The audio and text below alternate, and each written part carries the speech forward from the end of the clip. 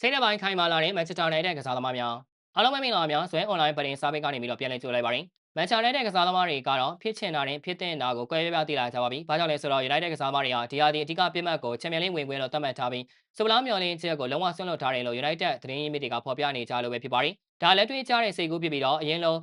လေထဲတိုင်းမဆောက်တော့ဘူးလို့ပြောရတော့မှာပါ။နောက်ပြီးတော့နီးပြအမော်ရင်ရဲ့ခေါင်းဆောင်မှုအောက်မှာ United ကစားသမားတွေဟာအရင်ကားချက်ပိုပြီးစီးလုံးလာပြီးဖြစ်တယ်လို့စိတ်သက်ပိုင်းအရကြည့်မယ်ဆိုရင်လည်းအတော်လေးကိုအခြေအနေကောင်းနေတာပဲဖြစ်ပါတယ်။ဒါပေမဲ့အသင်းလိုက်ခြေစွမ်းရကြည့်မယ်ဆိုရင်တော့တပတ်တပွဲပဲကန်ရတာတောင်ခြေမမှန်ပဲရှုံးတစ်ခါနိုင်တယ်ဖြစ်နေတဲ့အတွက်တိုက်တယ်ကိုစိန်ခေါ်နိုင်တဲ့အနေအထားလည်းမရောက်ပဲကိုလိုကန်လည်းဖြစ်နေကြတာဖြစ်ပါတယ်။ဒါကလည်းအသင်းမှာပုံမှန်ပွဲထွက်ခွင့်မရတဲ့ကစားသမားတချို့ရဲ့ကွင်းလည်လိုအပ်ချက်အကြောင်းရည်သာပြည့်စုံရမှာပါ။ဒါပေမဲ့နီးပြအမော်ရင်ကတော့ယာတီကောရင်သူတို့ရဲ့ရည်မှန်းချက်ကိုအပြေးအဝအကောင့်ထဲပေါ်ဆောင်ရွက်ပေးမယ်လို့ယုံကြည်နေပါတယ်။ဒါအပြင်ကစားသမားဟောင်းကရီနဘီကလည်း United တာတကယ်ချမ်းရင်ချန်ပီယံလိဝင်တနေရာတေးကြတယ်လို့ BTV United ကစားသမားတွေစိတ်ဓာတ်ကိုမီးထိုးထားပါသေးတယ်။လက်ရှိမှာတော့ United အသင်းဟာစတပွဲကစား18မှတ်နဲ့မပေးစရာအဆင့်9နေရာကိုရောက်ရှိနေတာပါ။ရှုံးထွက်ဗလာပွဲတွေကလည်းထွက်ခဲ့ရပြီဖြစ်တဲ့အတွက်ဗလာလန်ချောင်းကလည်းချန်ပီယံလိဝင်ကိုမျှော်လင့်လို့မရတော့ပါဘူး။ဒါကြောင့်လန်ဟောင်းဖြစ်တဲ့မပေးစရာလန်ချောင်းကနေပဲချန်ပီယံလိဝင်တနေရာကိုပိုင်ရတော့မှာဖြစ်ပါတယ်။အင်္ဂလန်ကလပ်တွေဟာချန်ပီယံလိဝင်ခွဲတန်း9နေရာထိပေးထားတဲ့ UEFA အကြောင်း United ဘက်တို့ဘက်မှာအခွင့်အရေးကအများကြီးရှိနေတာတော့အမှန်ပဲဖြစ်ပါတယ်။ဒါအပြင်ဆောင်းရာသီမှာကွင်းလည်သာအားဖြည့်နိုင်ခဲ့ရင်ရာသီကုန်မှာချန်ပီယံလိဝင်တနေရာကိုအပိုင်စားရကြပါလိမ့်မယ်လို့ United ကစားသမားတွေကယုံကြည်နေတာပဲဖြစ်ပါတယ်လို့စိတ်သက်ပိုင်းရကြည့်မယ်ဆိုရင်လည်းအရင်ကချက်ပိုပြီးခိုင်မာပြတ်သားလာတာကိုတွေ့ရမှာပဲဖြစ်ပါတယ်။အားလုံးကိုကျေးဇူးတင်ပါတယ်။